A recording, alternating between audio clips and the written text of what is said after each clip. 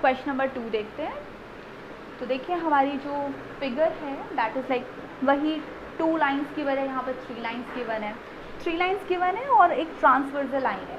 As I told you कि हमारी जो जितनी भी फिगर्स यहाँ पर होंगी ना एक्सरसाइज 6.2 में, क्योंकि हमें वहाँ क्या लगाना है, पैरेलल लाइन से रिलेटेड कॉन्सेप्ट यूज़ करना है ना। हमारे जो ऑल्टरनेट एंगल्स होते हैं या कॉरेस्पॉन्डिंग एंगल्स होते हैं ये सब पैरेलल लाइंस पर लगते हैं, तो हमें ऐसी ही फिगर्स यहाँ पर समझ में आएंगी।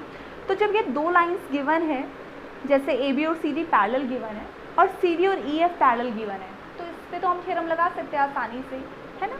फिर इन्होंने कहा y और z का जो रेशियो है that is given to be 3:7 और हमें x फाइंड आउट करना है। एक्चुअली हमें तीनों फाइंड आउट करने हैं, x, y और z। आई थिंक इसे मेंशन इनकम्प्लीट है बट यस हमें तीनों चीज़ें फाइंड आउट करनी है। तो पहले हम समझ लें कि हमें गिवन दैट और टू प्रूव लिखना है, तो क्या क्या चीज़ें लिखें, और ये लिखना ज़रूरी है, I am telling you all the times. ठीक है, पहले स्टार्ट करते हैं गिवन से। क्या गिवन है? गिवन है कि ये 2 लाइन पैरेलल है। कौन कौन सी लाइंस पैरेलल है? ए बी पैरेलल है C D. Second point given है कि C D parallel E F, और साथ ही साथ एक रेशियो गिवन है y और z के बीच का which is given to be 3:7। कितना आसान है, सिर्फ आपको क्वेश्चन में से ही तीनों पॉइंट्स मेंशन करने हैं जो आपने कर दिए। अब आते हैं टू फाइंड पर।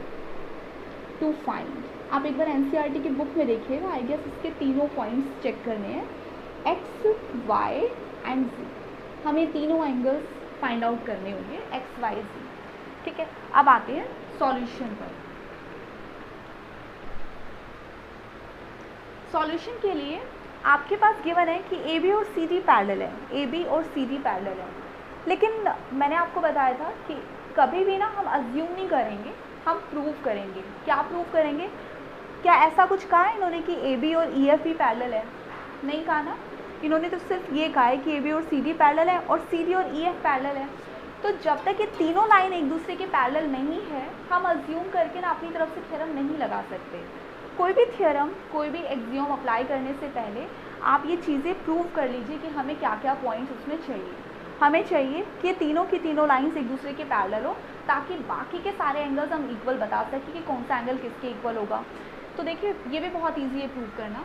अगर ए बी और सी डी एक दूसरे के पैरेलल है, राइट, और सी डी पैरेलल है ई एफ के, तो यहाँ सिर्फ आपको लिखना है, क्या लिखना है? देयरफॉर ए बी और ई एफ भी पैरेलल होंगे, है ना। ये ए बी और ई एफ भी एक दूसरे के पैरेलल होंगे। और हमें ये करना क्यों पड़ा? क्योंकि एक्चुअल में ना हमें ए बी और ई एफ के एंगल्स की ज़रूरत पड़ेगी जो इक्वल एंगल्स होंगे। ठीक है, इसलिए हमें ये करना पड़ा। तो सीधी सी बात है, अगर ये 2 लाइंस इक्वल एक दूसरे के पैरेलल है, ए बी सी डी के पैरेलल है लेकिन सी डी ई एफ के पैरेलल है, तो इसका मतलब ए बी और ई एफ भी पैरेलल हो गए। ये जो 2 पॉइंट हमने यहाँ पर मेंशन कर दिए, इससे आप पूरी तरह से मेंशन कर दीजिए ए बी पैरेलल है सी डी के और पैरेलल है ई एफ के। ये पॉइंट लिखना ज़रूरी है ताकि हम आगे की थ्योरम अप्लाई करें। ठीक है, अब क्या करना है? अब रेशियो गिवन है। रेशियो देखते आपको कुछ याद आया? जब भी हमारे पास कोई क्वेश्चन कुछ इस तरह से गिवन होता है कि y रेशियो z 3:7 के इक्वल है, तो हम ये नहीं कहते कि y 3 के इक्वल है, z 7 के इक्वल है। हम कहते हैं कि y जो है ना ऐसे केस में 3x है और z है वो 7x है।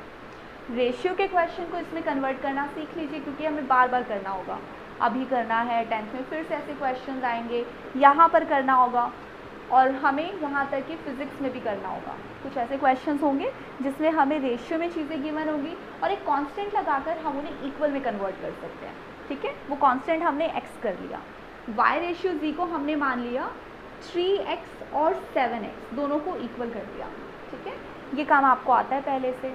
अब देखिए हमें क्या क्या चीज़ें यहाँ पर पता चलती है। आपको ये वाली चीज़, ये थ्योरम ध्यान आ रही है, जब 2 पैरेलल लाइन जा रही है और ऐसे कुछ एंगल्स बनते हैं, ये और ये कौन से एंगल्स होते हैं? इन एंगल्स को तो क्या ये इक्वल दिख रहे हैं हमें? ना तो ये ऑल्टरनेट एंगल्स हैं। क्यों?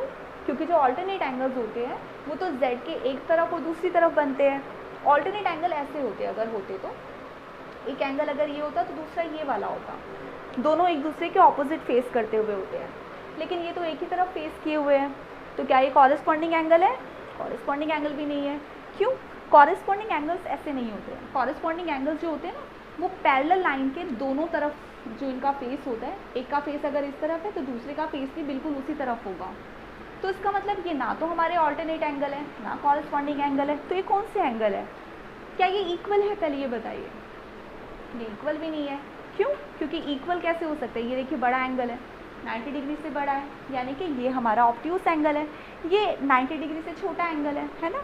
देखिए आप ऐसे खोलेंगे ना अपना हैंड तो आपको दिख रहा है कि 90 डिग्री से छोटा है, यानी कि ये आपका एक्यूट एंगल है।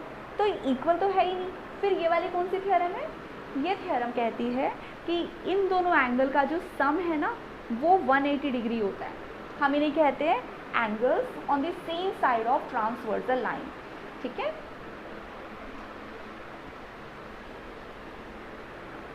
तो हम इन्हें कहते हैं, ये जो एंगल्स है ना, एक्स और Y, X and Y are angles on same side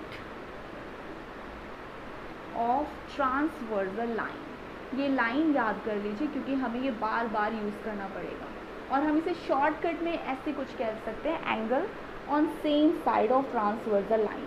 ठीक है, मैं इसे असिस्ट करके लिख देती हूँ सो दैट हमें याद रहे और शॉर्टकट में हम इस टर्म को बार बार यूज़ कर सकें। ठीक है, ये सिर्फ मैंने लिखा है। ठीक है, आपके टीचर्स को बिल्कुल भी नहीं मानेंगे। ठीक है, तो आप अपने टीचर के लिए या अपने एग्जामिनर के लिए पूरा मेंशन करेंगे। जस्ट फॉर मी फिलहाल हम लिख रहे हैं ASST, जिन्हें हम कह रहे हैं angles on same side of the transversal line.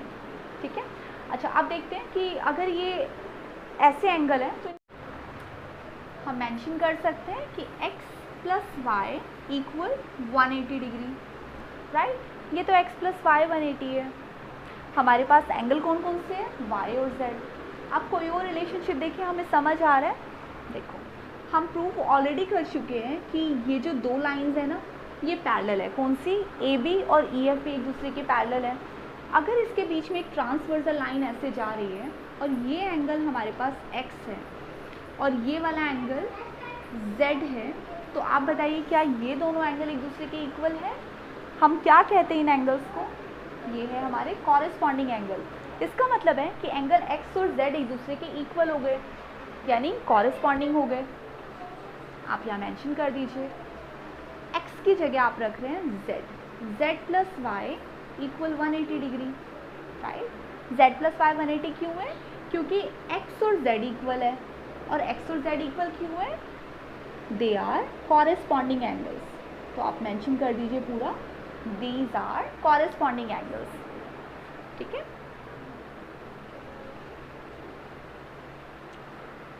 अब आगे देखते हैं, x plus Y 180, z plus Y 180। तो इसका मतलब हुआ z और y की जो वैल्यूज़ हमारे पास है, जो हमने पहले से ही मान ली थी, 3a और 7a। आप यहाँ लिख दीजिए 3a प्लस 7a इक्वल्स 180। इसका मतलब हुआ आपको ये पता चल गया कि 10a हो चुका है 180, तो a की वैल्यू आ गई है 180/10, यानी a इज़ इक्वल टू 18। हमें a पता चल गया तो हमें y की वैल्यू पता चल गई। y कितना हो जाएगा? 3 × 18 यानी कि 54, और z कितना हो जाएगा? 7 × 18 यानी कि 18 × 7 126 डिग्री, है ना। तो जी ये आपको यहाँ मेंशन करना है कि y और z हमारे कितने हो गए? 54 डिग्री आ गया, और z आ चुका है 126 डिग्री, और x हमने कितना ऑब्टेन किया है?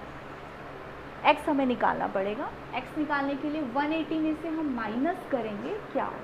180 में से माइनस कर देते हैं y की value, 180 minus 54 which is 6, and यहाँ बचा आपका 7 में से 5 गया 126 डिग्री। तो इन दी एंड हमारे पास ये रिजल्ट बचा। ये सब हटा देते हैं।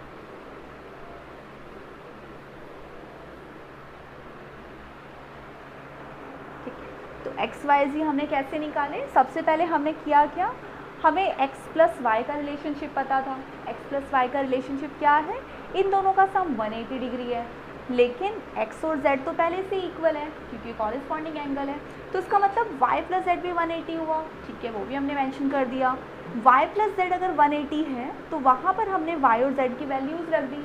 तो वहाँ से हमें हमारे y और z एंगल्स मिल गए और y और z एंगल्स की वैल्यू भरने से हमें x भी मिल गया। ठीक है, बस यही है आपका क्वेश्चन, नोट कर सकते हैं।